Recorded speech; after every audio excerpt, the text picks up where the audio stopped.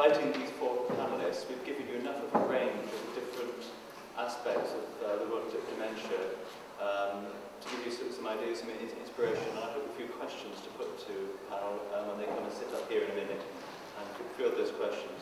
I'm going to join them just in case anybody's got a question about race or the charitable involvement in the world of dementia. And Gemma is going to take over, keeping everybody, including the panellists, in order.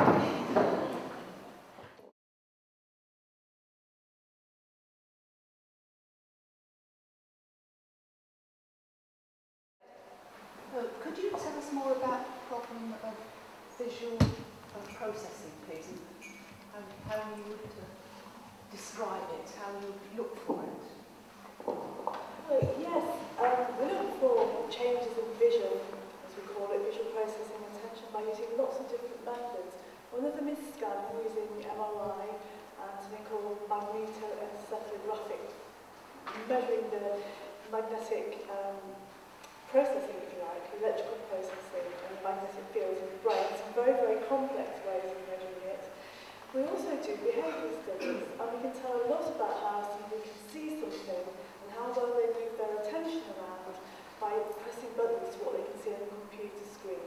How well something captures your attention, how well you can move your attention around in response to a change in your environment. And there are lots of different aspects of visual processing.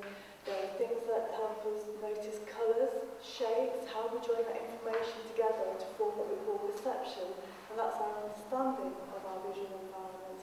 But there's massive, what we call interconnectivity of the brain, and if you have a problem in one area, like your vision, it's going to impact on other areas. And from very simple behavioural tasks and from imaging, we then go on to look at how somebody reacts in an environment. So we can mimic what our brain is doing by looking at very simple, I find it difficult to explain, but you talk about the colours of doors. You know that if you have a problem in colour processing, then it's going to be difficult for you to see a colour and associate it with something. Does that answer your question? That's very helpful. I just wanted to ask whether there are some places in the world that have much higher levels of Alzheimer's and dementia, or much lower levels, and whether this, if that is the case, whether you think it relates to lifestyle or genetics. Stretch one to deal with that. Actually, dementia affects the whole world over. There was a misconception that it was a disease of the developed world, actually, but that's not true. There are huge numbers of people affected by dementia throughout the world. Saying that, there are some interesting epidemiological lifestyle issues. There's long been association with Mediterranean-style diets and lifestyle and reduced risk. Now, none of that has been proven proper, controlled, scientific clinical trials. But there's lots of evidence that suggests that the diets rich in fruits and vegetables and that sort of food, those sort of things, and reduce risk. And they tend to be associated with certain regions, clearly. But generally, it's a global problem. And I don't think there's any single population that can provide that really exciting insight that could perhaps give some clues into lifestyle issues. It's a very interesting question. Does that help? Yeah, but just following on from that, is it very hard to separate cultural influences from, say, dietary influences? Because in the Mediterranean, people might be within an extended family for a greater part of their life. Absolutely, and they're notoriously difficult studies to do, and that's why the epidemiology sometimes gets a little misinterpreted. That's why I'm trying to be slightly cautious myself, because this does lead them to headline news that certain diets can actually, dramatically reduce the risk of dementia, because as you say, it's a very, very astute point that if you look at those populations, there are so many factors, including education, exercise, diet, culture, ethnicity, that have to be factored in it. So they're very complicated things to interpret, actually. And unfortunately, the ones that have come through properly controlled scientific trials haven't delivered a really positive outcome so far.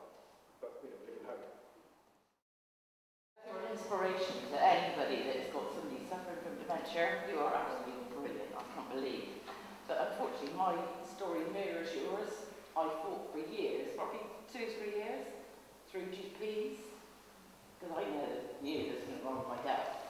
And now he is on his 3rd care home because he's volatile, and he can't take antipsychotic because it's too sensitive, and he's like 40 miles away. Sorry. I also emailed Gracewell. You haven't got back to me, that was 10 days ago. Sorry. To see what, So, obviously, I sympathise. I mean, 10 years without a diagnosis with my dad, as you heard earlier. Obviously, in that time, we noticed the symptoms that he had. Obviously, as I said, medical professionals noticed the symptoms that he had. But there was just a reluctance to do anything. Sadly, although I think some things are changing through my blog and the work I do now, I am sadly still hearing stories like yours, things that mirror my own. I mean, a lady and her mother on Twitter recently, they've been through a horrendous time, resulting in a gentleman with Alzheimer spending over 8 weeks in hospital, and then having to battle to actually get him home so that he could die at home rather than in hospital, which I think most families would not want that for their loved one. So I think there are still massive issues. There's also a massive postcode lottery. I've discovered this as well. Obviously, my work is going all over the country now, and I'm hearing different people's stories. And sadly, I think in some parts of the country, the care is better than in other parts of the country. I don't think it's a general thing, but Somerset, I think it's absolutely diabolical. Absolutely diabolical. Here and there. Put my father in hospital without even telling us. They discharged him back to another unit without even telling us. I mean, it's absolutely disgraceful. Yeah, it's incredibly frustrating. And what I would say is that during my father's 9 years in care homes, I didn't really have a life. People think your parents in a care home, you just carry on, you just visit once a week. No, it wasn't like that before. I didn't have a career. Boyfriends came and went because they didn't want to play second fiddle to my dad. He came first in my life. I don't regret a second of it. I would have him back in an instant, dementia and everything it brings, because he was still my dad. But you do face, sadly, a huge battle pretty much every day. And as I said, when the care declined at my father's home, in the last few months of his life, I actually had to get CQC into that home the week before Christmas, and I actually had to beg them to come.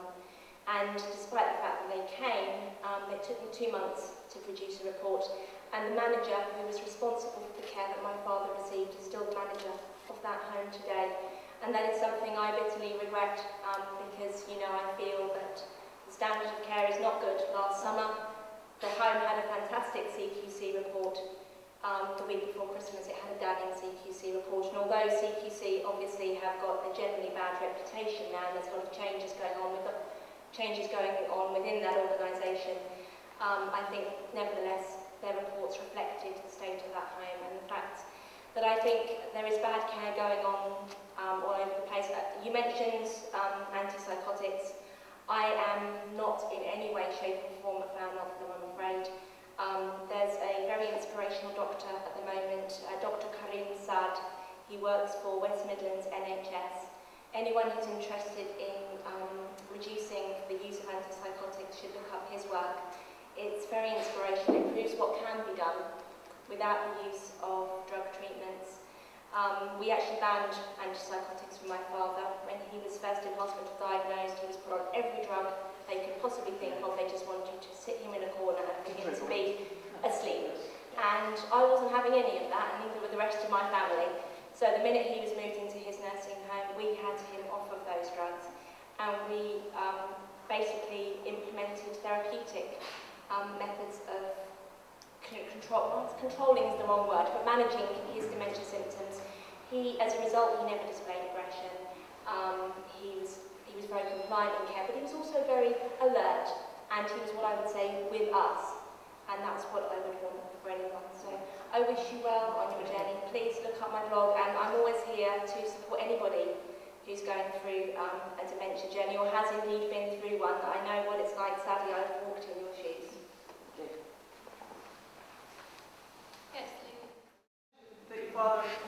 enjoyed music, and that, you know, as a form of communication towards the end, singing was, you know, beneficial to him. I want to ask the medical professionals here, has there been research into the benefits of positive experiences like music therapy? Because I have also heard that dancing music is triggered, so people remember dances that they've done and things like that. So what research has been done to that?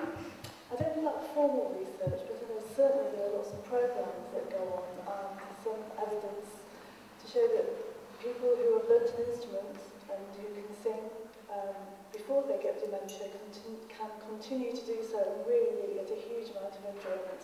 And indeed, you know, with Beth's father, that was the case in point. It's the same with art, it's the same with lots and lots of different activities, and if those activities can be encouraged and facilitated, then someone's going to have a much better quality of life. It's almost as if there's a dissociation in our brain, and things that you've learned automatically, things that you can do without having to think about, you can often maintain during dementia. So I'd say yes, it can be very, very positive. And anecdotal evidence from our member clinics as well to support that.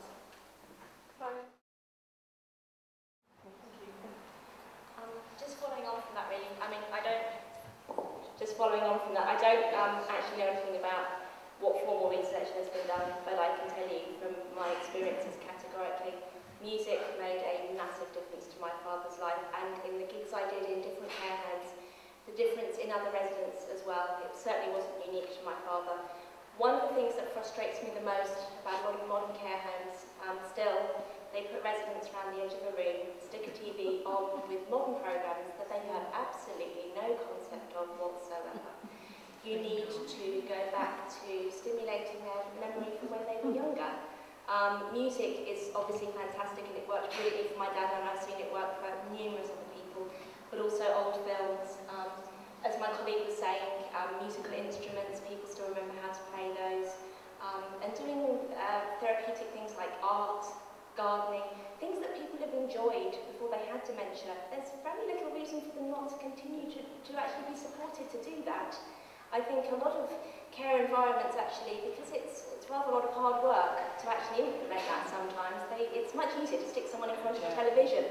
But, you know, people with dementia deserve so much more than that, in my opinion. But we are desperate for daycare in Frome. Lots of my friends have got dementia, husbands or mums, and it's not just that we want to offload our partners, it's that we need a break. And the situation in Frome is mainly for very elderly people, or nursing homes that are full of very elderly people, which is depressing for someone in the early stages of dementia. There are real possibilities about how we can work in the local community for the benefit of everybody. When we're full, and at some stage that would be our ambition, because we want to make sure that as many people as possible can get access to the services that we want to provide, we would have to evaluate to see whether there would be enough space, physical space, to accept people for daycare. But certainly during the build-up period, it was something that we would warmly welcome, because we would want people to come in and see that you can make a difference even if it's only on a daycare basis. And we would certainly accept respite residents who would come in for any amount of time. At our new home in Fareham in Portsmouth, we had a lady who came in for respite closing. Concerns me a little bit is that what we have is kind of separate campaigning for one group of people and for another, whereas actually what you had, if you adopted the principles of universal design, we could actually be accessible and inclusive for everybody. Now, following up on your point about daycare, which absolutely applies also to people with learning disabilities, one of the things that we really urgently need here in Frome is a space that is in the community, that is accessible and inclusive and is designed in a way to be welcoming and usable by all members of the community, including people with Alzheimer's and including people with profound disabilities. Now, we do not have an accessible space. We don't. If we had, so I would make a plea for a kind of campaign for everybody here in Frome to come together, particularly looking at the new building opportunity there is with the Saxonville site, to actually, rather than having a kind of dedicated space in the wonderful Rossetti House that then is just for people with Alzheimer's, can't we have somewhere here in Frome that could be used by everybody in the community for activities that would be really owned by the community, inclusive and accessible to that community? Can't we all campaign together for that? Cure? No time soon. But I think new treatments, we can be very optimistic about. You can't put a time on it. It's such a difficult condition to cure because we still don't understand what causes it. Let's face it, most of Alzheimer's disease is sporadic. That means there's no known single cause. That makes it a very, very challenging question. So I think I can leave you with saying, let's be optimistic about new effective interventions. So I think they will come. Cure, maybe let's be more cautious. So thank you again. Thank you to all of you for coming. Thank you in particular to our panellists, Rob, Beth, Andrea, Peter, for your contributions to this evening. Really appreciate that you've been here. And thank you for thank you to Gemma and Alistair, who seem lurking in the shadows out there, who are Frome residents and very supporters and have organised everything that's happened this evening. Thank you.